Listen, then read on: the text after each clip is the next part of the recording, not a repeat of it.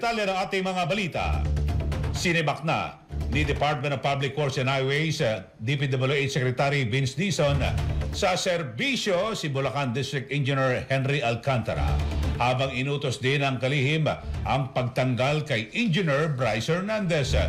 Ito ay may kaugnayan sa Manay Palpak at Ghost Flood Control Project sa Plaridel, Bulacan at iba pang proyekto sa probinsya.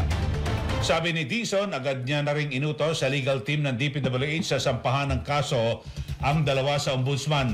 Papatawa naman ng lifetime ban ang Wawaw Builders Corporation at ang Sims Construction Trading, kung saan target ng kagawaran na sampahan ng mga nasabing kumpanya ng kaukulang kaso sa Department of Justice.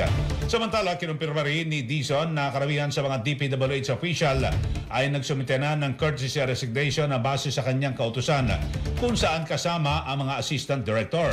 Anya, opisyal nang nagbitiw at nagretiro si DPWH Undersecretary Roberto Bernardo noong August 15, 2025. Matatandaan kasi na sinabi ng Malacanang noong August 27 na si Bernardo ay nasa medical leave.